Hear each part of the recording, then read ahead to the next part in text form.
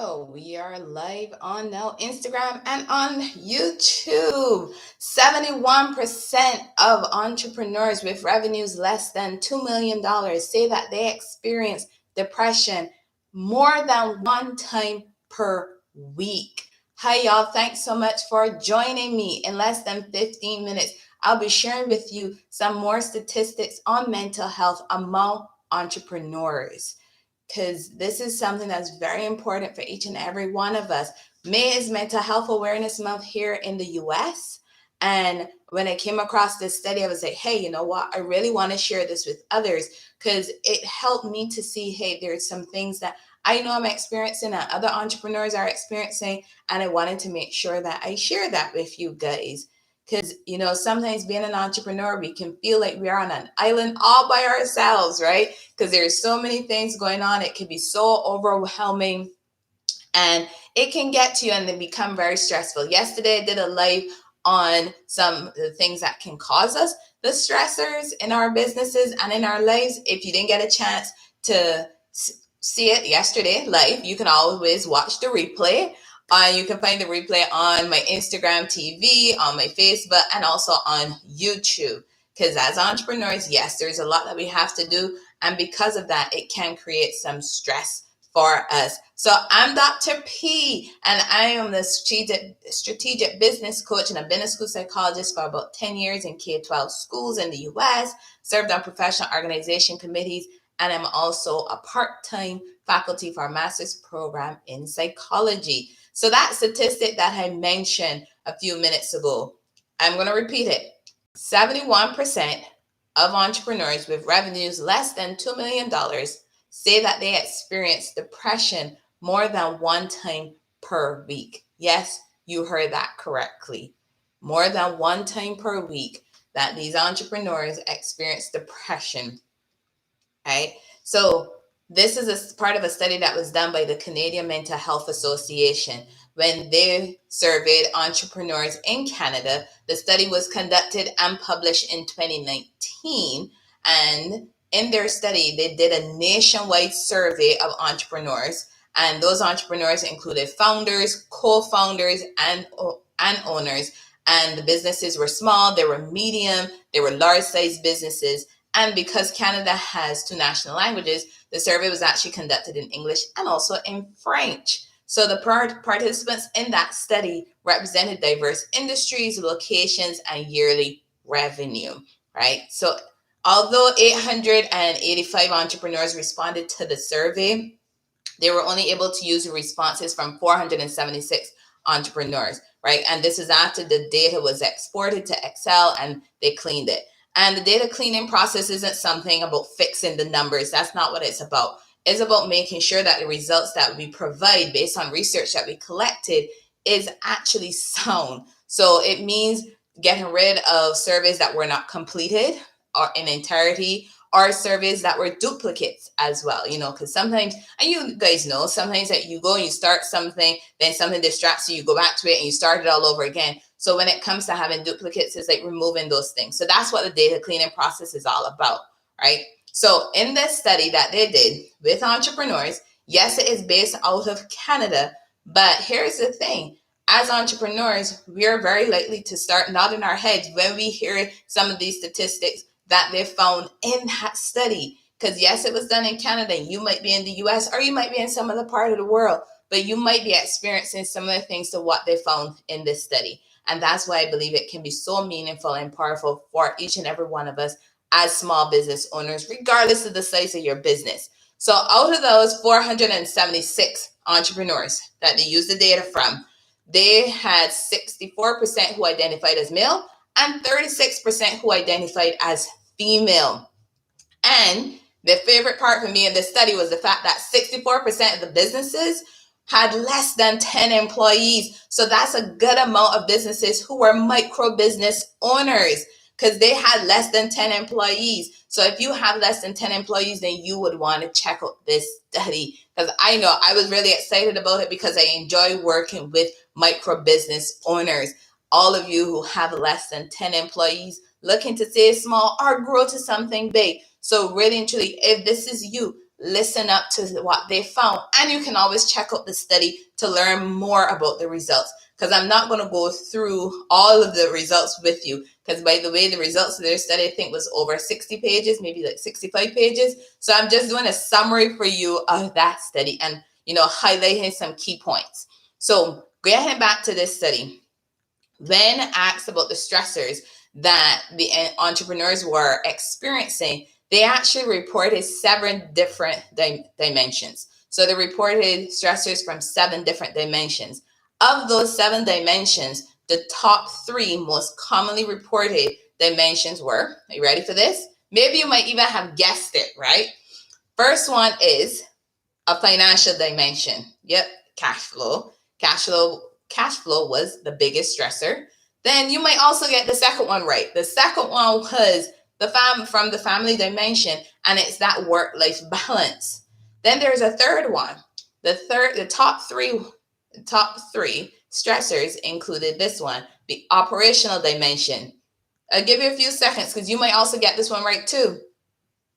In the operational dimension, that area was finding the right people. So those top 3 stressors that the entrepreneurs reported included cash flow, balancing work life, and finding the right people for their business. Is that sounding familiar for where you are at right now in your business, or where you're trying to go in your business? Like I said, yes, the study was done in Canada, but there are some things that we can take away from it regardless of where we are location-wise in the US. So the top 4 physical and mental health related stress situations included feeling fatigue, having disturbed sleep, uncertainty and inadequacy, and depressed mood. So again, these are from entrepreneurs in Canada from small, medium, and large size businesses.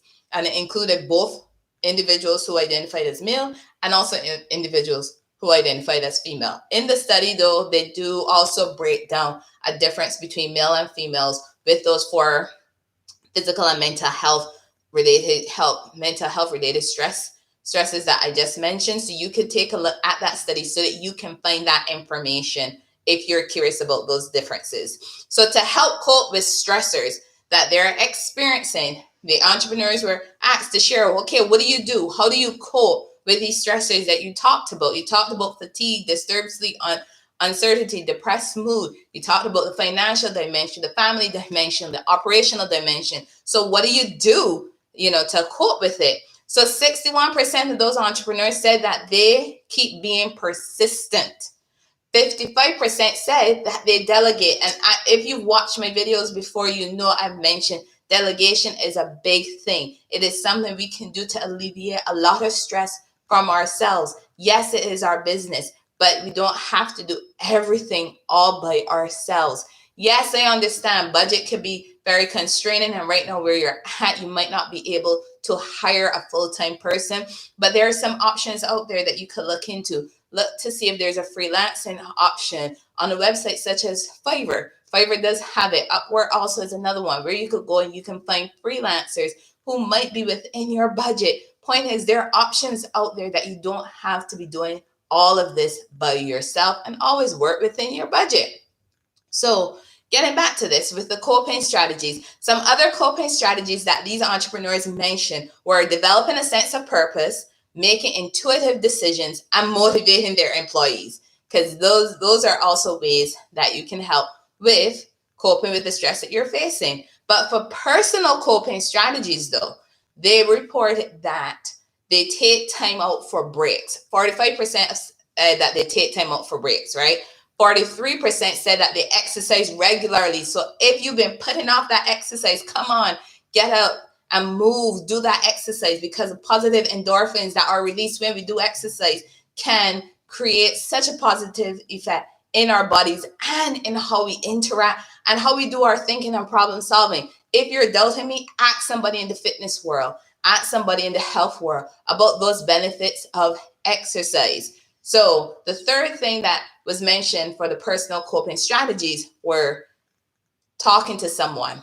40% of the entrepreneurs said that they do talk to someone, and they do find that to be helpful. So the presence of the employee assistance programs is an option that was mentioned in the study. But here's the thing.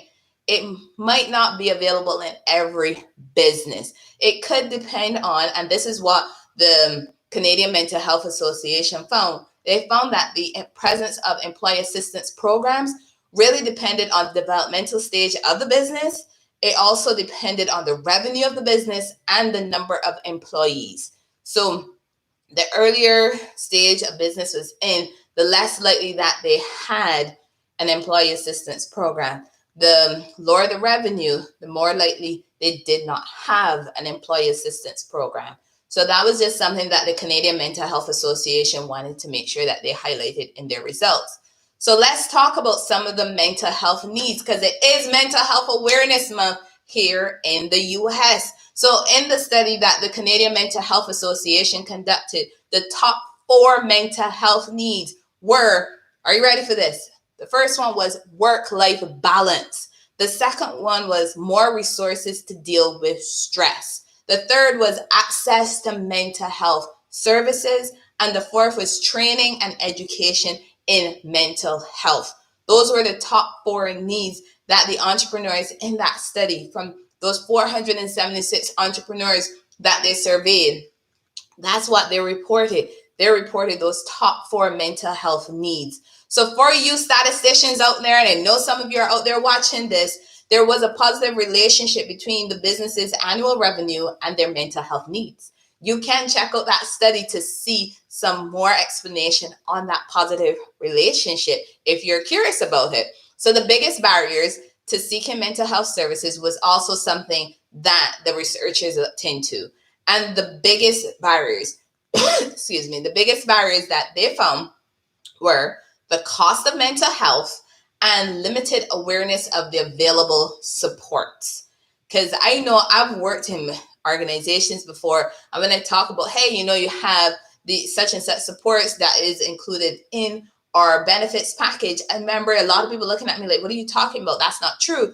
And then I realized that not everybody looks into what's available through their benefits package. So if you are an entrepreneur, a small business owner, and you are offering benefits to your employees, make sure that you are sharing with them what those benefits are and how they can access those things. And if you're not feeling equipped to have that conversation, bring in a representative from whoever is providing your benefits so that person can speak on behalf of the company and share to your employees. And if you're not at that stage and it's just you and you are having your private insurance, take a look at what you have. Take a look at your policy. Talk to the person that you purchase your policy from and see if they can help you figure out how to get connected to wherever you need to so you can get those supports, and even to learn more about the cost of mental health. So at the end of the study, as with most studies, the researchers did include some recommendations. In their conclusion section, they recommended a couple things in their study, right? And I just wanted to talk about 3 of those recommendations. The first one was create tools to help entrepreneurs achieve better work-life balance, because we know it is difficult for drawing that line between where work ends and life begins, or where life ends and work begins. And especially if you're working from home and your life is right outside the door, if you have a door, or right in that same open air concept, living room, dining room, kitchen concept that you have. It could be right there, and it could be very difficult to be creating a business in such an environment.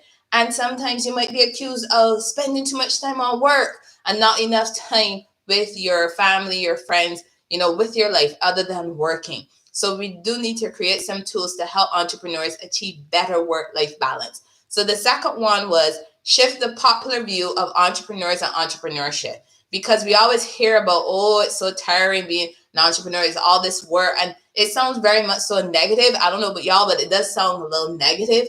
It doesn't always sound very encouraging, very positive. And we also do it ourselves. When it comes to the end of the week, we look at all the things that went wrong versus looking at all the things that went right, all of the positives that we've accomplished. So we really have to shift that popular view from seeming so negative to being more positive. Then the third one that they mentioned that I wanted to include was including mental health and entrepreneurship education, because mental health is a huge part of what we have to deal with as business owners. And then as we bring on more employees, as we train our teams, mental health is going to be a part of it. Yes, we want to have that revenue. There's a revenue number we want to achieve, but we also, excuse me, we also need to look at what has to happen to get us to meeting that revenue mark that we have, for our goal. So those are some of the statistics that the Canadian Mental Health Association found when they when they surveyed 476 entrepreneurs in Canada from small, medium, and large-sized businesses. And remember, majority of these entrepreneurs had less than 10 employees. So if that is you, I highly recommend you take a look at this study. Because as you were listening to this, you probably were over there nodding, going, yep, that's me. I got that. That's the needs that I have. Those are the supports I'm looking for. So I highly recommend that you look into this study. So thank you so very much for joining me. I'm Dr. Priscilla Kusa with Priscilla Kusa Consulting Solutions. I go by Dr. P. Remember, solutions plus actions equals results. Thanks, y'all.